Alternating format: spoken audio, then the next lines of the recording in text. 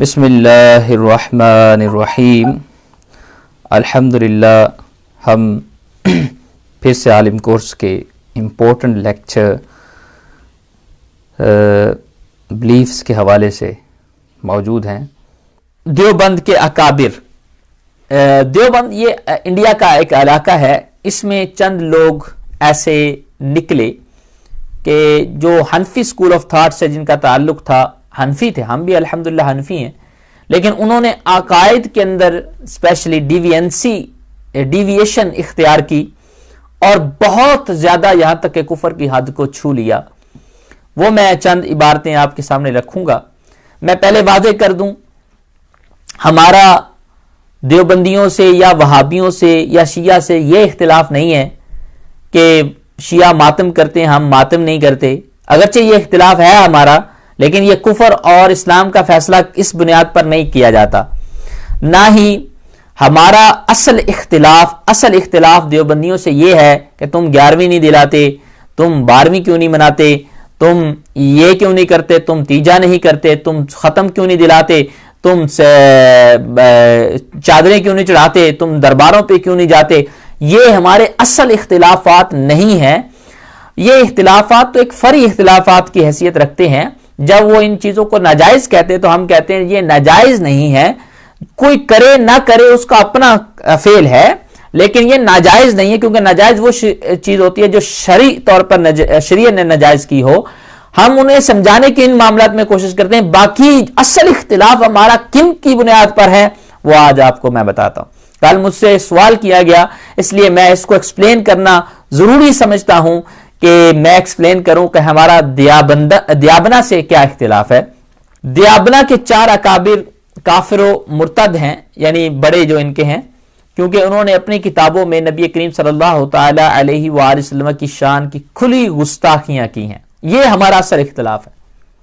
अगर आज भी देवबंदी इनसे तौबा कर लें और इनसे रजू कर लें, तौबा कर लें, इन किताबों को छापे नहीं बल्कि छुपा दें, खत्म कर दें और इन लोगों को काफिर मुर्तद जान लें, हमारे वो भाई हैं, बल्कि हम सर के ताज पर उनको सजाने के लिए आज भी तैयार है। मैं ये दावा करता हूं तमाम अहले सुन्ना के हवाले से। और उनकी इबारतें सरी कुफरियां हैं और समझाने पर भी इन पर वो कायम रहे, बार बार इनको शाया किया। आज इनके पैरोकार भी इनको छाप रहे हैं और ऐसे लोगों को अपना पेशवा मानने की वजह से वो काफिर हैं। नंबर 1, अशरफ अली थानवी। देवबंदी मौलवी मौलाना अशरफ अली थानवी अपनी किताब हिफ्जुल ईमान में लिखता है, फिर यह कि आप सल्लल्लाहु अलैहि वसल्लम की ज़ात मुक़द्दसा पर इल्मे गैब का हुक्म किया जाना, यानी इल्मे गैब के इनकार के अंदर पूरी वो बातें हैं। मैं इंशाअल्लाह पूरा इसका बयान करूंगा, इल्मे गैब का आगे आ रहा है। इल्मे गैब पर हुक्म किया जाना अगर बकौल ज़ैद सही हो तो दरियाफ्त तलब अमर ये अमर है कि गैब से मुराद बाज़ गैब है या कुल गैब। अगर बाज़ उलूम गैबिया मुराद हैं तो इसमें हजूर सल्लल्लाहु अलैहि वसल्लम ही की क्या तखसीस है। ऐसा इल्म गैब तो ज़ैद अमर बल्कि हर सभी माना बच्चा, ऐसा इल्म गैब तो हर बच्चे को है, मजनून माज़ल्लाह पागल को है ऐसा इल्म गैब, बल्कि जमी हैवानात मसलन डंगर हैं, भैंस है, इसके अंदर गाय है, कुत्ता है, बिल्ली है, जमी हैवानात को ऐसा इल्म गैब है। और बहाइम में भी यही जानवर आते हैं के लिए भी हासिल है, यानी ऐसा इल्म गैब तो ज़ैद अमर बल्कि हर सभी मजनून जमी हैवानात बहाइम के लिए भी हासिल है। अब इसकी किताब का तराशा भी मैंने अपनी किताब के अंदर पेस्ट किया है। वो हिफ्जुल ईमान सफ़ा नंबर 8 कुतुबखाना अशरफिया राशिद कंपनी ने इसको शाया किया है और इसको उसमें देख सकते हैं। यानी इसने सरकार मदीना सल्लल्लाहु अलैहि वसल्लम के इल्म गैब को पागल जानवरों और बच्चों की तरह कहा, जो कि सरीह गुस्ताखी है। आला हज़रत रहमतुल्लाह तआला ने कई साल तक इसको समझाने के लिए लेटर्स लिखते रहे, मनाजरे के लिए इसको कहते रहे, बातचीत करने के लिए कहते रहे, और ये किसी भी मैदान में नहीं आया, बात करने के लिए तैयार भी नहीं हुआ और इस इबारत को अपनी किताब से हटाया भी नहीं, बल्कि इस पर जमा रहा। कासिम ननोतवी دیوبند اکابر میں سے ایک شخصیت کا نام قاسم نانوتوی ہے، اپنی کتاب تحذیر الناس میں لکھتا ہے اگر بالغرض زمانہ نبوی کے بعد بھی کوئی نبی پیدا ہو تو پھر بھی خاتمیت محمدی صلی اللہ علیہ وسلم میں کچھ فرق نہ آئے گا۔ اب اس کی کتاب کا تراشا نیچے میں نے شامل کر دیا ہے۔ تحذیر الناس صفحہ نمبر 34 پہ یہ عبارت موجود ہے۔ ہمارے نزدیک یہ عبارت کہنا کفر ہے، کفر حقیقی ہے، کیونکہ اس میں نبی کریم صلی اللہ علیہ وسلم کے آخری نبی ہونے کا انکار پایا جاتا ہے۔ اس نے کہا کہ اگر آ بھی جائے تو اس میں کچھ فرق نہیں پڑتا۔ ہم کہتے ہیں نبی آنا تو درکنار، نبی کو ممکن جاننا بھی کفر ہے، اور اس کے کفر میں شک و وہم کرنا بھی کفر حقیقی ہے۔ قادیانی جب 1973 کے اندر اہل سنہ کا اور قادیانیوں کا پاکستان کے اندر جو مناظرہ ہو رہا تھا، جس کی بنیاد پر ان کو آئین پاکستان میں کافر ڈکلیئر کیا گیا، اس میں انہوں نے یہ عبارت بطور دلیل پیش کی تھی کہ دیوبندی تو ہم سے بات مت کریں، کیونکہ ان کے بڑے نے یہ لکھا ہے کہ اگر نبی کریم صلی اللہ علیہ وسلم کے بعد کوئی آ بھی جائے تو خاتمیت میں کوئی طرح کا فرق نہیں پڑتا، لہذا دیابنا حضرات تو ہم سے بات مت کریں۔ اب صرف اہل سنت جس میں شاہ امام نورانی صاحب قبلہ تھے وہی دلائل دیتے رہے، اور یہ پوری تفصیل آپ لوگوں کو مل جائے گی نیٹ پر کہ اس وقت کیا ہوا۔ خلیل امبیٹھی، مولوی خلیل احمد امبیٹھی اپنی کتاب براہین قاطعہ میں لکھتا ہے شیطان ملک الموت یعنی حضرت اسرائیل علیہ السلام جو موت کے فرشتے ہیں کا حال دیکھ کر علم محیط زمین کا فخر عالم کو خلاف نصوص قطعیہ کے بلا دلیل محض قیاس فاسدہ سے ثابت کرنا شرک نہیں تو کون سا ایمان کا حصہ ہے؟ شیطان و ملک الموت کو یہ وسعت نص سے ثابت ہوئی۔ یہ انتہائی سخت یعنی ورڈز ہیں، میں اب اس کو ایکسپلین کرتا ہوں۔ وہ کہتا ہے کہ نبی کریم صلی اللہ علیہ وسلم کو اگر یہ مانے کہ ان کو پوری زمین کا علم ہے تو یہ اللہ کے قرآن کی نصوص قطعیہ کے خلاف ہے۔ اگر خلاف نہیں تو کون سا ایمان ہے؟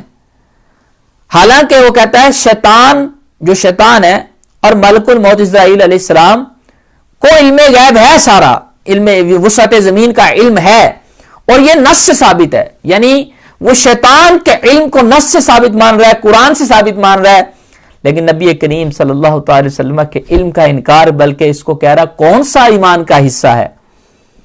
معاذ اللہ، فخر عالم صلی اللہ علیہ وسلم کی وسعت علم کی کون سی نص قطعی ہے جس سے تمام نصوص کو رد کر کے ایک شرک ثابت کرتا ہے؟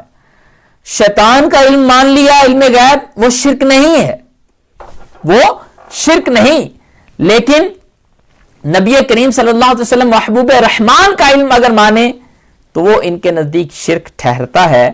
آپ اس سے اندازہ لگا لیں۔ حالانکہ شرک کے بارے میں قاعدہ ہے کہ جو ایک چیز کے بارے میں شرک ہوتا ہے تو ڈیفینیٹلی وہی قاعدہ کلیہ دوسرے کے بارے میں لگتا ہے، کیونکہ شرک مانا برابری، رب سے برابری ثابت کرنا کسی چیز میں، ہر من کل الوجوہ سے۔ تو اگر نبی کریم صلی اللہ علیہ وسلم کے لیے وہ شرک ہے، وہ چیز ثابت اگر مانے علم غیب، تو شیطان کے لیے تو ڈیفینیٹلی اگر مانے تو وہ شرک ہوگا، کیونکہ شیطان کو کون سا رب کے برابر ہم مان سکتے ہیں، کیونکہ وہ بھی شرک ہوگا، بلکہ شیطان کو تو بدرجہ اولا شرک قرار دیں گے۔ وہ کہہ رہے کہ شیطان کا علم تو نصوص سے ثابت ہے علم غیب، جبکہ فخر عالم صلی اللہ علیہ وسلم کی وسعت علم کی کون سی نص قطعی ہے جس سے تمام نصوص کو رد کر کے ایک شرک ثابت کرتا ہے؟ ایک شرک ثابت کرتا ہے۔ یہ بھی میں نے اس میں لگا دیا ہے، تراشا آپ دیکھ لیں۔ مولوی خلیل احمد کی اس کتاب کی دیوبندی مولوی رشید احمد گنگوئی نے تصدیق بھی کی، اور ایسی گستاخانہ عبارت کی تصدیق بھی کفر ہے۔ تو مولوی رشید صاحب اس کتاب کی تصدیق کر کے وہ کافر قرار پائے۔ ان کتابوں کی اشاعت کے بعد سیدی اعلیٰ حضرت رحمت اللہ تعالی نے انہیں خطوط ارسال کیے اور سمجھانے کی کوشش کی، مگر یہ ٹس سے مس نہ ہوئے۔ تو ان گستاخانہ عبارات کی وجہ سے آپ نے تحذیر الناس کی تصنیف کے 30 سال بعد، اب یہ آپ لکھ لیں، اعلیٰ حضرت نے تحذیر الناس کی تصنیف کے 30 سال بعد اور براہین قاطعہ کی اشاعت کے تقریباً 16 سال بعد اور حفظ الایمان کی اشاعت کے 1 سال بعد اپنی کتاب حاشیہ المعتمد المستند میں ان مذکورہ قائلین اشرف تھانوی، قاسم نانوتوی، رشید گنگوئی، خلیل امبیٹوی کی تکفیر کا فتویٰ صادر فرمایا اور اس کی تقریباً 200 سے زائد مشائخ عرب و عجم نے تصدیق فرمائی اور اس پر 35 سے زائد عرب مشائخ کی تقاریز موجود ہیں۔ ناموس رسالت کی حفاظت کی خاطر ایسا فتویٰ دینا سیدی اعلیٰ حضرت رحمت اللہ تعالی علیہ پر فرض تھا، جس کا اعتراف خود دیوبندی مولوی مرتضی حسن ناظم تعلیمات دارالعلوم دیوبند نے کیا۔ وہ لکھتے ہیں اگر خان صاحب کے نزدیک بعض علماء دیوبند واقع ایسے ہی تھے جیسا انہوں نے انہیں سمجھا تو خان صاحب پر ان علماء دیوبند کی تکفیر فرض تھی، اور اگر ان کو کافر نہ کہتے تو خود کافر ہو جاتے۔ اب آج بھی اگر دیوبندی ان بڑوں کی کفریہ عبارات سے توبہ کریں، ان تمام کفر امیز کتب سے بیزاری کا اظہار کریں، انہیں مت چھاپیں، دریا برد کر دیں، ان عبارات کے قائلین کو کافر جانیں، تو تمام اہل سنت کا اعلان ہے کہ وہ ہمارے بھائی ہیں۔ تو آج فرقہ بندی کون کر رہا ہے؟ ہم کر رہے ہیں؟ بتائیے، ہم تو کہہ رہے ہیں کہ اگر وہ یہ کام کر دیں، کتنا آسان کام ہے، یہ 1.5 لائن میں بھی بیان نہیں ہوا، کتنا آسان کام ہے، تو وہ ہمارے بھائی ہیں۔ تو فرقہ بندی ہم نہیں کر رہے۔ تو میرے بھائیوں ذرا توجہ سے سننے والی باتیں ہیں کہ فرقہ بندی ہم نہیں کر رہے اور نہ ہم تفرق کو چاہتے ہیں، نہ ہی ہم معاذ اللہ کسی بھی ملک کے اندر اس طرح کی فضا قائم کرنا چاہتے ہیں۔ ہم تو چاہتے ہیں کہ اگر خدا کی قسم آج وہ ان چیزوں سے توبہ کر لیں، میں سب سے پہلا ہوں گا جو دیوبندیوں کو اپنا بھائی قرار دوں گا۔ ان چیزوں سے توبہ کر لیں، کفریہ عبارات چھوڑ دیں، بیزاری کا اظہار کریں اور ان کے قائلین کو کافر مان لیں۔ سب سے فرسٹ میں ہوں گا جو ان کو اپنا بھائی سمجھوں گا، سر کا تاج سمجھوں گا۔ یہ بات ہے کہ اصل جو اختلاف کی باعث ہے، اصل اختلاف کا باعث ہے جو باقی یہ تو دیوبندیوں سے جو اختلاف ہے وہ میں نے عرض کر دیا آپ کو۔ اب وہابی غیر مقلدین کے عقائد کیا ہیں؟ غیر مقلدین سے ہمارا کیا اختلاف ہے؟ جن کو وہابی بھی کہا جاتا ہے، جو رفع دین وغیرہ ہندوستان پاک و انڈیا میں پہچانے جاتے ہیں اس سے۔ حالانکہ رفع دین کرنا، اگر کوئی شافعی حنبلی رفع دین کرتا ہے لیکن اس کے عقائد اہل سنت کے ہیں تو ہمیں الحمدللہ اس سے کوئی اختلاف نہیں ہے۔ ہم رفع دین کرنا ہمارا اختلاف نہیں ہے ان کے ساتھ، مطلب یہ اصل اختلاف نہیں ہے ان کے ساتھ ہمارا، غیر مقلدین کے ساتھ۔ اور اس کے علاوہ دیگر چیزیں، شلوار اونچی کر لی، نیچی کر لی، اس طرح کے اختلافات مین نہیں ہیں۔ اگرچہ بعض جاہل عوام ان کو مین کر کے بیان کرتی ہے، وہ بیچارے پوری باتوں کو نہیں جانتے۔ وہ عقائد ہیں مین اختلافات جو میں ابھی آپ کو بیان کرنے جا رہا ہوں۔ یہ جماعت بھی دیوبندیوں کے تمام فاسد عقائد میں شریک ہے، یعنی جو پچھلی عبارات ہوئیں یہ بھی ان کی تعویلات کرتے ہیں۔ یہ لوگ ان گستاخانہ عبارات کے قائلین کو کافر نہیں جانتے، حالانکہ جو ان کو کافر نہیں مانتا وہ خود کافر ہے، بلکہ ان کے کفر میں شک کرے تو وہ بھی کافر ہے۔ حالانکہ ان کو غور کرنا چاہیے غیر مقلدین کو کہ یہ عبارتیں صریح کفر ہیں کہ نہیں ہیں، یعنی بغیر اعلیٰ حضرت کی طرف جائے، یعنی یہ کہتے ہیں نا اعلیٰ حضرت سے تو ویسے ہی کوئی دشمنی ہے نا، پیٹ کا اور اندر کا بغض ہے، آپ نہ جائیں، آپ ویسے ان کی کتابیں اٹھا کے پڑھ لیں، آپ توبہ استغفار کریں گے، کانوں کو ہاتھ لگائیں گے کہ یار یہ تو واقعی صریح کفر ہے، صریح گستاخی ہے۔ ایک نمبر ان کا زائد یہ ہے کہ 4 مذہبوں سے جدا ہیں، تمام مسلمانوں سے الگ ہیں۔ ان غیر مقلدین نے ایک نئی راہ نکال لی ہے۔ ان کے نزدیک چاروں اماموں میں سے کسی کی تقلید کرنا جائز نہیں، بلکہ تقلید حرام و بدعت۔ ائمہ دین کو گالیاں دینا نہ صرف جائز بلکہ استحباب کا حکم رکھتا ہے، یعنی امام ابو حنیفہ علیہ رحمہ کو شرعی گالیاں ان کی مذکور ہیں کتابوں میں، مگر حقیقت میں یہ لوگ خود تقلید کرتے ہیں، ائمہ دین کی تقلید نہیں، شیطان لعین کے ضرور مقلد ہیں یہ لوگ۔ یہ لوگ قیاس کے منکر ہیں، قیاس کا مطلقاً انکار کرنا کفر، تقلید کے منکر ہے، تقلید کا مطلقاً انکار کرنا کفر ہے، کیونکہ تقلید کے بغیر فسالو اہل الذکر ان کنتم لا تعلمون، اہل ذکر سے پوچھو، اہل ذکر علماء سے اگر آپ نہیں پوچھیں گے، ان کی بات نہیں مانیں گے تو یہ قرآن کی نص کے خلاف ہو جائے گا۔ تو دوسری بات، تقلید کا مطلقاً انکار کر دیں گے تو پھر اسلام کی بنیاد ہی منہدم ہو جائے گی۔ جو لوگ کہتے ہیں نا ہم تقلید نہیں کرتے، تقلید نہیں کرتے، اچھا ٹھیک ہے بھائی، آپ مجھے یہ صرف بتائیں طلاق کے سارے مسائل قرآن و حدیث سے نکال کے دے دیں، مجھے طلاق کے کنایہ کے مسائل نکال کے دے دیں، اور اس کے علاوہ حج کے سارے مسائل مجھے قرآن و حدیث سے نکال کے دے دیں، کب فدیہ، کب چیزیں واجب ہوتی ہیں۔ اچھا ان کی تمام ویب سائٹیں پہ جو مسائل جزیات ہیں وہ سارے کے سارے یہ ہمارے کاپی کرتے ہیں، آپ دیکھ لیں ان کے ویب سائٹ، کیونکہ چند باتوں میں تو حدیثیں یہ لے آئیں گے، رفع دین پہ لے آئیں گے، اونچی شلوار کرنے پہ، سینے پہ ہاتھ باندھنے پہ، اللہ اکبر پہ ہاتھ کھڑے کرنے میں، کیونکہ ان پر حدیث واضح طور پر موجود ہے، وہ لے آئیں گے، وہ تو میں بھی مانتا ہوں موجود ہیں، وہ لے آئیں گے۔ لیکن یہ تمام مسائل میں 18,000 1 لاکھ سے زیادہ مسائل ہیں، مجھے حدیث لا کر دکھائیں گے، کسی نہ کسی کی تقلید کر رہے ہوں گے، چلو امام اعظم کی تقلید نہیں کریں گے، کسی اپنے کی تقلید کر رہے ہوں گے، اس کی بات کو نوٹ کر رہے ہوں گے، ابن تیمیہ نے یہ کہا، ابن قیم نے یہ کہا، حافظ نے یہ کہا، حافظ کثیر نے یہ بیان کیا، یہ کیا ہے؟ چلو بھائی، چلو ان کے علماء تو نکال لائیں گے حدیثیں، اللہ اکبر کہنے میں سینکڑوں حدیث ہے، بعض حدیثوں میں یہ ہے کہ ہاتھ اٹھایا ادھر تک ہے، بعضوں میں یہ ہے ادھر تک ہاتھ اٹھایا ہے، اور سینکڑوں حدیث میں کس حدیث پہ عمل کریں گے؟ یہ کیسے تطبیق دیں گے؟ پبلک کیسے کرے گی؟ میں کہتا ہوں اگر پبلک حدیث کو فالو کرنے جائے گی، حدیث کو ائمہ کی تقلید کے بغیر، وہ صرف ساری زندگی اللہ اکبر کی روایتیں اکٹھی کرنے میں لگائیں گے۔ اللہ اکبر کے لیے ہاتھ کتنا اٹھانا ہے؟ کیونکہ مجھے پتا ہے حدیث کے اندر سینکڑوں حدیث ہیں جن میں اختلاف ہے، وہ کس کو جانیں گے؟ پھر امام بخاری کی اگر مانیں گے وہ تو تقلید ہو جائے گی، امام بخاری کی تو مانی نہیں، خود حدیث تلاش کرنی ہے، خود حدیث تلاش کرنے جائیں گے، کس راوی کو سچا کب مانیں گے، کب نہیں جانیں گے، کون سا راوی سچا ہے، کون سا جھوٹا ہے، کون سے اس کی پھر پوری عدول کی شرائط، ضبط کی شرائط، صحیح حدیث جاننے کے وہ طریقے، وہ ایک حدیث ایک ایک کو چھان بین کر کے جب ایک ایک کو سینکڑوں حدیثیں سامنے آئیں گی ان کے، اور سینکڑوں میں پھر صحیح کون سی ہے، پھر عمل کس پہ کرنا ہے، وہ تو پھر ساری زندگی اللہ اکبر کے لیے ہاتھ بھی بیچارے نہیں اٹھا پائیں گے، اور چھوٹی سی زندگی 60-70 سال کی ختم ہو جائے گی اگر یہ تقلید چھوڑ دیں۔ تقلید ضرور کرتے ہیں اپنے امام مسجد کی، تقلید ضرور کرتے ہیں اپنے حسن بوفالی کی، تقلید ضرور کرتے ہیں اپنے کسی مولوی کی، تقلید ضرور کرتے ہیں، منہ سے کہتے ہیں، منہ سے بکتے ہیں کہ ہم تقلید نہیں کرتے۔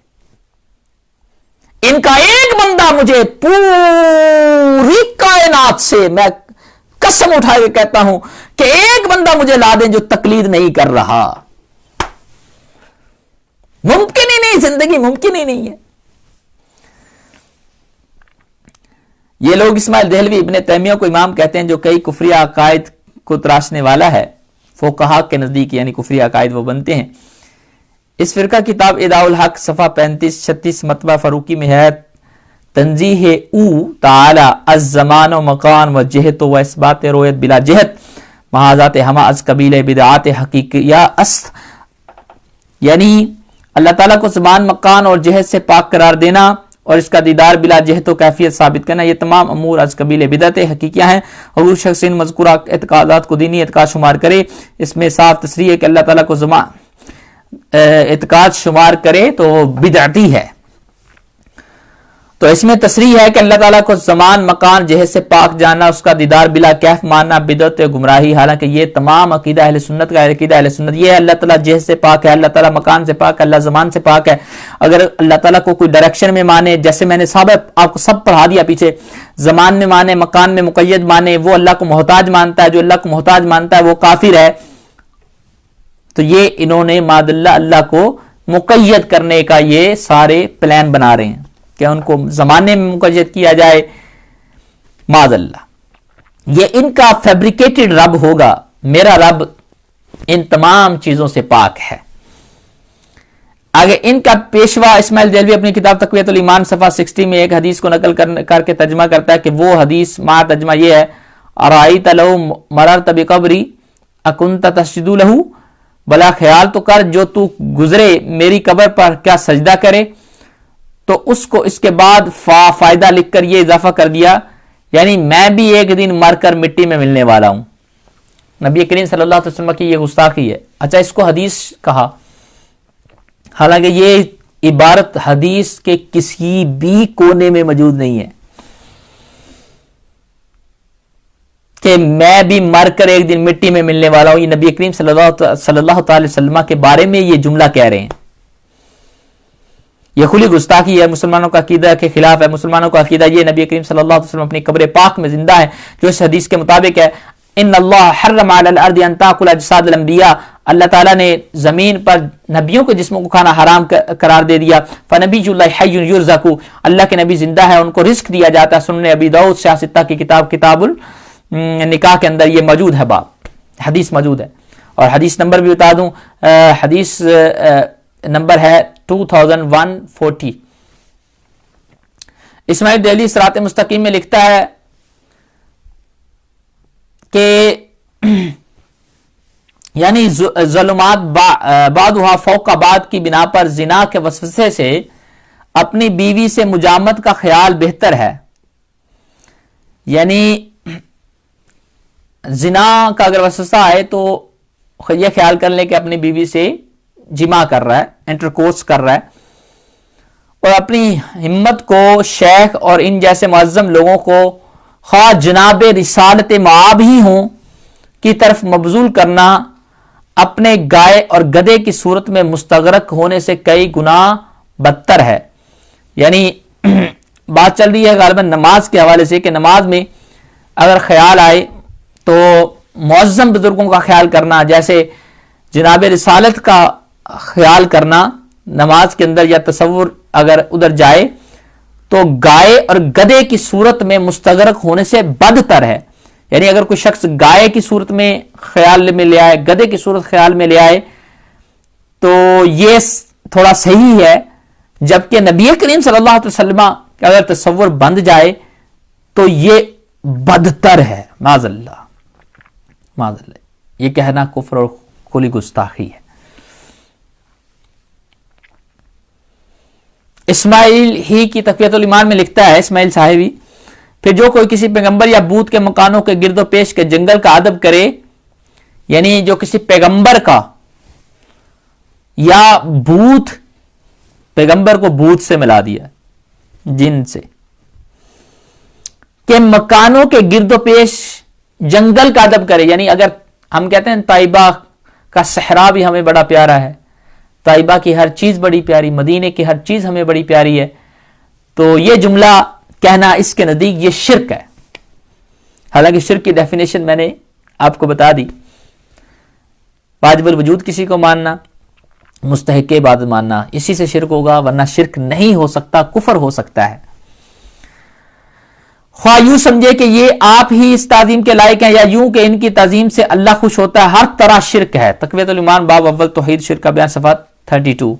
آپ اندازہ لگا لیں، یہ ان کے نزدیک مدینہ شریف میں تعظیم و ادب سے جانا شرک ہے، لہذا یہ فتویٰ شرک دنیا بھر کے مسلمانوں پر لگ گیا، کیونکہ وہ سب مدینہ شریف میں تعظیم و ادب سے جاتے ہیں. ہاں مجھے بتائیں، مدینہ شریف میں جتنے جاتے ہیں وہ تعظیم و ادب سے جاتے ہیں یا گستاخی سے جاتے ہیں؟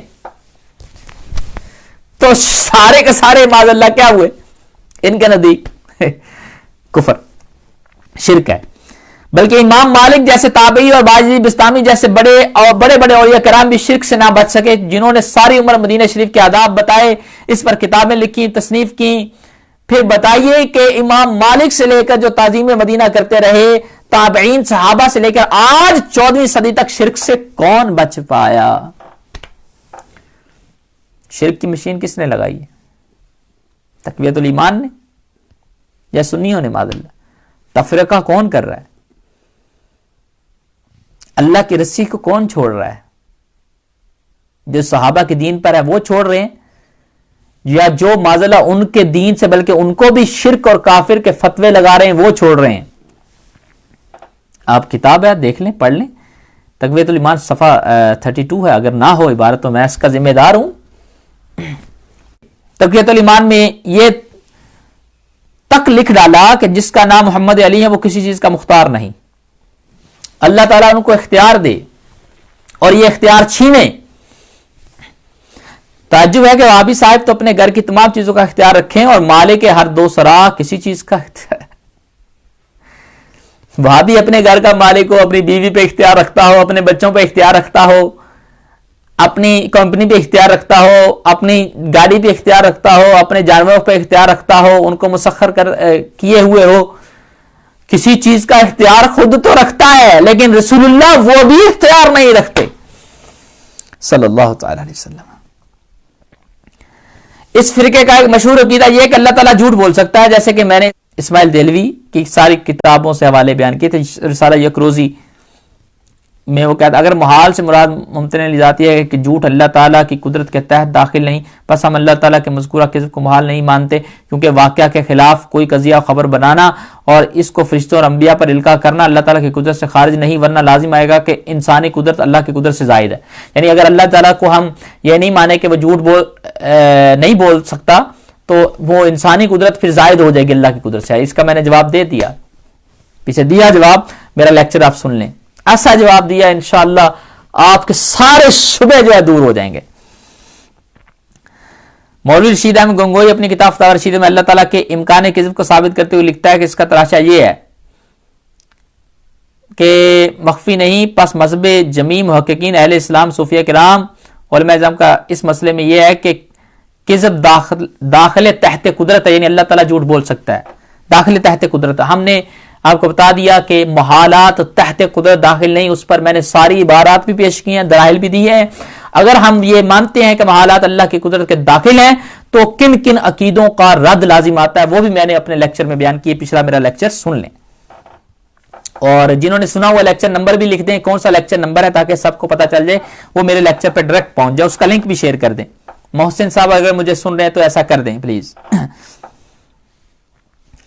اور یہ تھا وہابیہ کے عقائد جو میں نے آپ کو بیان کیے کہ یہ وہابیہ سے ہمارا مین اختلاف یہ ہے, ورنہ 11ویں شریف کا ہمارا اصل اختلاف نہیں ہے ان کے ساتھ. 12ویں شریف میلاد کے جھنڈے اٹھانا, جھنڈیاں لگانا, یہ لائٹیں لگانا, یہ ہمارا اختلاف نہیں ہے, بلکہ جنہوں نے اصل اختلاف چھوڑ کر ان اختلافوں میں الجھایا, شاید وہ ان کے اصل اختلافوں میں پر پردہ ڈالنا چاہتے ہیں. ان کے ساتھ ہمارا اصل اختلاف یہ ہے. آج بھی اگر وہابیہ یہ سارے عقائد سے توبہ کر لیں اور تقلید اختیار کر لیں, تقلید کسی بھی امام کی تقلید اختیار کر لیں, تو وہ ہمارے بھائی ہیں, ان سے ہمارا کوئی اختلاف نہیں. میں تو اختلافات کو ختم کرنے کے لیے کہہ رہا ہوں میرے بھائی. اب آخر میں, کیونکہ آج زیادہ عقائد کا یہ والا لیسن اس کتاب کا آخری ہے, پھر اس کا دوسرا پارٹ شروع ہو جائے گا, سیکنڈ پارٹ نبیوں کے حوالے سے جو ہمارے عقائد ہیں. تو اس میں بیان کروں کہ, اور ایک کتاب آپ کو ریکمنڈ کرتا ہوں, جس کے پاس وہ کتاب نہیں ہے وہ فوراً خرید لے. الاستمداد اعلی حضرت کی کتاب ہے, اعلی حضرت کی کتاب الاستمداد, اس کو مکمل پڑھنا ہے پلیز. ہندی میں اگر کسی کے پاس ہے تو وہ ضرور شیئر کر دے, انگلش میں جس کے پاس ہے وہ بھی شیئر کر دے. الاستمداد میں سب کو کہتا ہوں پلیز آپ لوگ پڑھ لیں, انشاءاللہ یہ سارے ڈاؤٹس کا بھی جواب مل جائے گا آپ کو. اور اعلی حضرت نے جواب کس میں دیا ہے؟ نعت میں دیا ہے.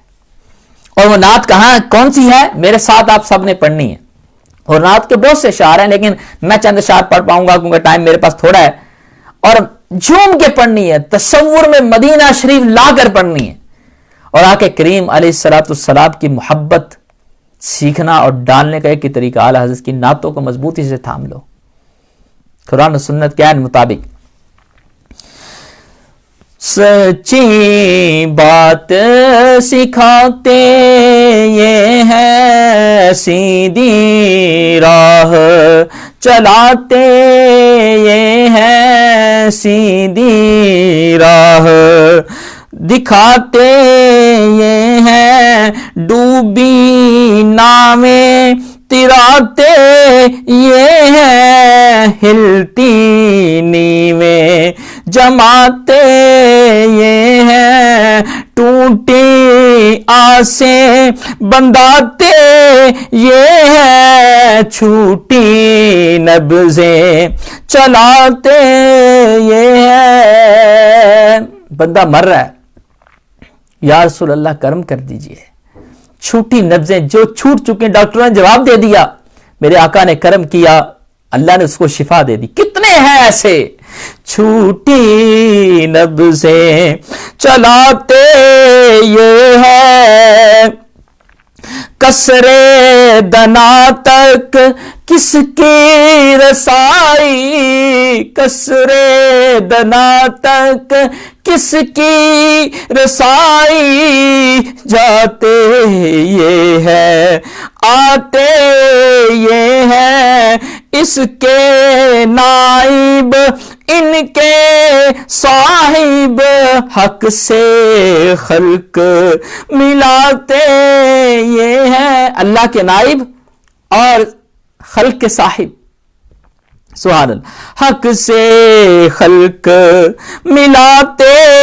ये है, शाफे नाफे राफे दाफे, क्या क्या रहमत लाते ये है, शाफे नाफे राफे दाफे, क्या क्या रहमत लाते ये है, क्या क्या रहमत लाते ये है, दाफे यानी हाफिज़ो हामी, दफ़े बला फरमाते ये है। दफ़े बला मेरे आका नहीं अगर करते होते तो सहाबा रसूलुल्लाह के दर पे क्यों आते थे? क्या वो नहीं जानते थे कि अल्लाह दफे बला करता है? यकीनन जानते थे, लेकिन वो कहते थे, वो मानते थे अल्लाह दफे बला करता है, लेकिन खुदा की कसम इनके दर से करता है।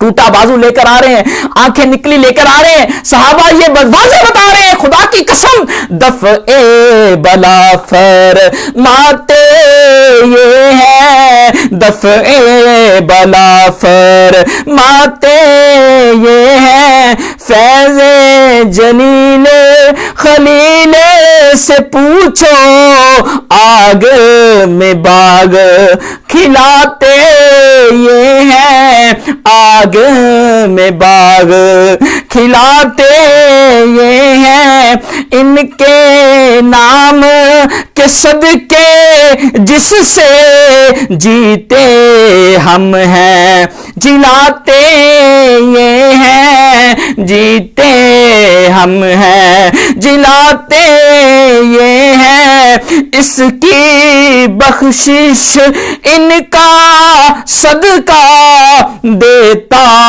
वो है, वल्लाहु युती वाना कासिम, देता वो है, दिलाते ये है, देता वो है, दिलाते ये है, इनका हुक्म जहां में नाफिज, इनका हुक्म जहां में नाफिज, कब्जा कुल पे रखाते ये है, कादिर कुल के नाइबे अकबर, किनका रंग दिखाते ये हैं, किनका रंग दिखाते ये हैं, इनके हाथ में हर कुंजी है, ऊती तुम फाती है खजाइन अल अर्द,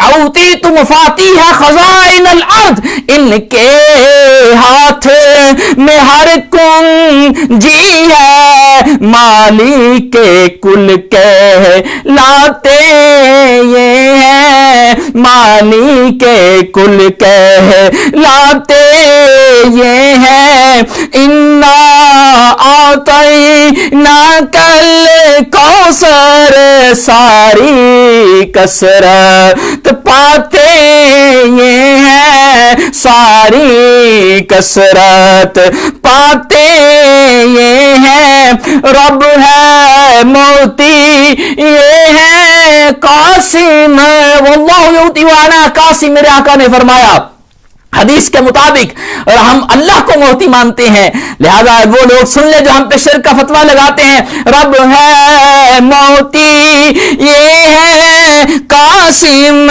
رزق اس کا ہے کھلاتے یہ ہے، رزق اس کا ہے کھلاتے یہ ہے، رزق اس کا ہے کھلاتے یہ ہے، اپنی بنی ہم آپ بگاڑے، اپنی بنی ہم آپ بگاڑے، کون بنائے بناتے یہ ہے، کون بنائے بناتے یہ ہے، لاکھوں بنائے کروڑوں دشمن، اے کرونا سے ڈرنے والوں، لاکھوں بلائیں کروڑوں دشمن، اے دشمنوں کے لیے اپنے آپ کے لیے سیکورٹی گارڈ رکھنے والوں،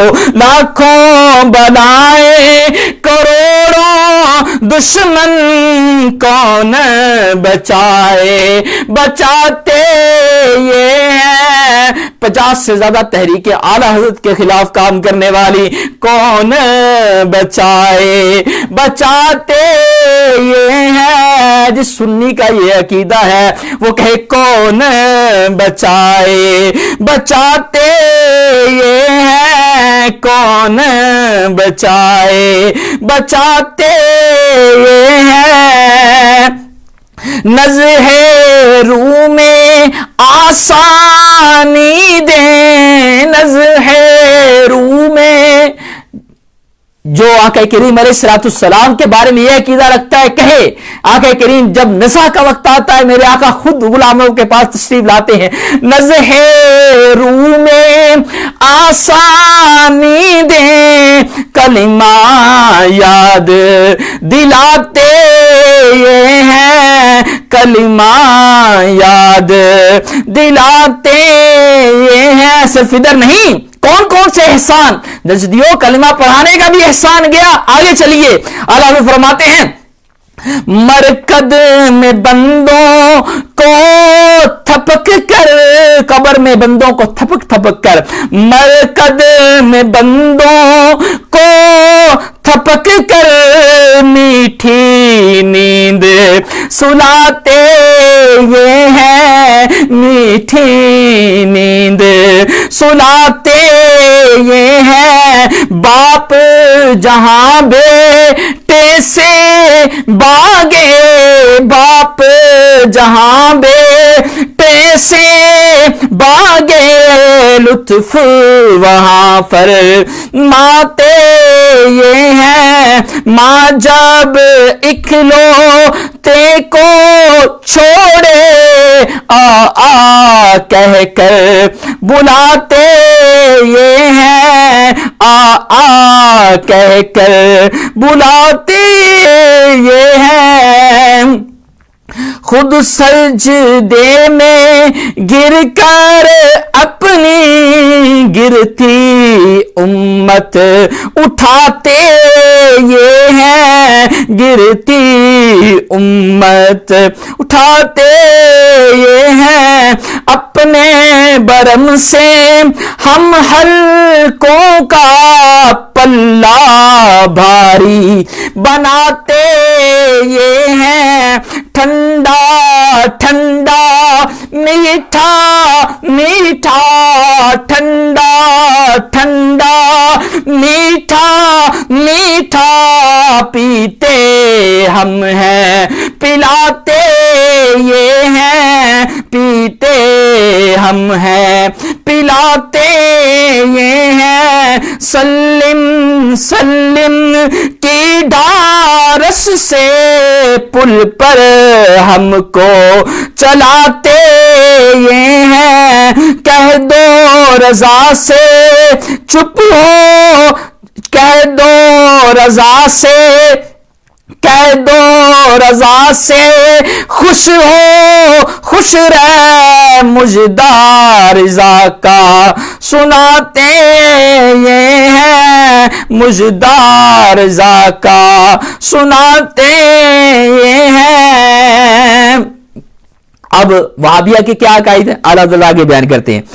شاہ کو رسول کو ملک جو مانے یعنی جو رسول کو مانتا ہے فرشتوں کو مانتا ہے شاہ کو مانتا ہے اللہ کو مانتا ہے اس کو خدا سے چھڑاتے یہ ہیں وہابیہ کی طرف اشارہ یعنی اس کو بھی مشرک کہہ کے اللہ سے چھڑا دیتے ہیں. چھاچھ بنا کر پھینکی نبوت گھی توحید کا تاتے یہ ہے. لسی سی بنا کر پھینکی سی نبوت جس میں فضیلتیں نہ ہو نبیوں کی اور گھی توحید کا اوپر تا کر کہ ورنہ توحید کا انکار ہو جائے گا اور اس طرح بنا کر وہ پیش کرتے ہیں عقائد کو وہابیہ. پھر اس کلمہ کفر کی تہمت رب و رسول پہ اٹھاتے یہ ہیں. پھر کہتے ہیں یہ کفر ہے رسول اللہ کی تعظیم ماننا آقا کریم علیہ الصلوۃ والسلام کے ادب کے لیے کھڑا ہونا یہ تعظیم کفر ہے. پھر اس کا کہاں پہ یہ لگاتے ہیں صحابہ تعظیم کے لیے کھڑا ہوئے ان پر فتویٰ لگ گیا. رسول اللہ صلی اللہ علیہ وسلم نے تعظیم آداب بیان کیے حدیث کے اندر معظم لوگوں کے ان پر فتویٰ لگ گیا. اللہ تعالیٰ عز و جل نے جہاں تعظیم کے قرآن کے اندر بیان کی نبی کریم صلی اللہ علیہ وسلم کی تعظیم کے حوالے سے آیتیں وَتُوَزِّرُوهُ وَتُوَقِّرُوهُ اللہ پہ فتویٰ لگا دیا. اعلیٰ حضرت کہتے ہیں پھر اس کلمہ کفر کی تہمت رب و رسول پہ اٹھاتے یہ ہیں. شاہ کو رسول کو اہل خدا کو چوڑے چمار سناتے یہ ہیں. یہ معظم دینی اور انبیاء رسل کے ایون نبی کریم صلی اللہ علیہ وسلم کو لکھا کہ معاذ اللہ وہ اللہ کے ہاں چوڑے چمار سے بھی زیادہ ذلیل ہے. چوڑا چمار اتنا سخت ورڈ نعوذ باللہ نقل کفر ناباشد. آپ تقویۃ الایمان اٹھا کر دیکھ لے.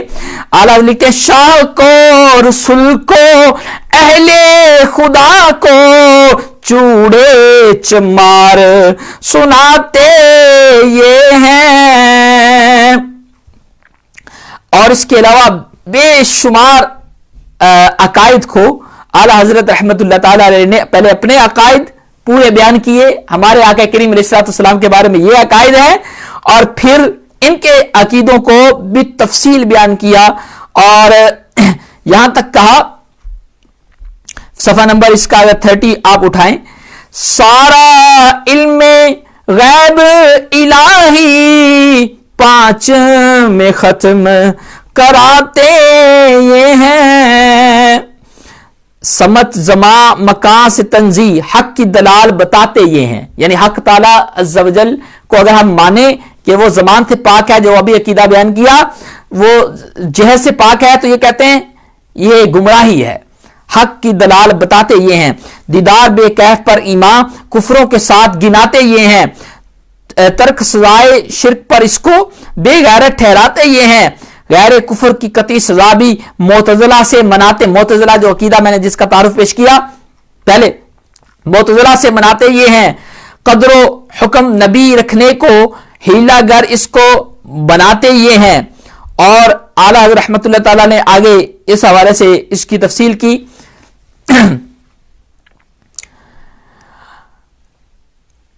اللہ اکبر. کذب الہی ممکن کہہ کر دین و یقین سب ڈھاتے یہ ہیں.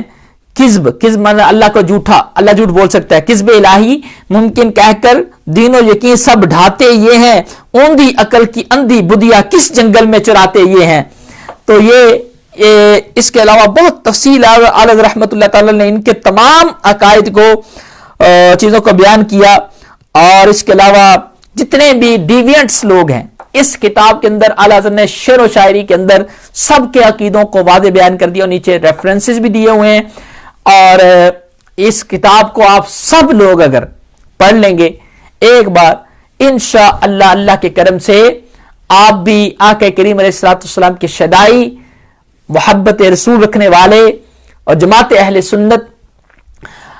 سنت کے پیارے عقائد کے حامل بن جائیں گے، انشاءاللہ پھر آپ کبھی گمراہ نہیں ہوں گے۔ اللہ کے کرم سے جب کوئی اپنا ہاتھ سیدی اعلیٰ حضرت رحمۃ اللہ تعالیٰ کے ہاتھ میں دے دیتا ہے، اپنا سب کچھ انہیں مان لیتا ہے، اور حضور غوث پاک رحمۃ اللہ تعالیٰ علیہ کو اپنا سب کچھ جان لیتا ہے، اور اس کے علاوہ ہمارے اولیاء کرام کی نسبت سے وابستہ ہو جاتا ہے۔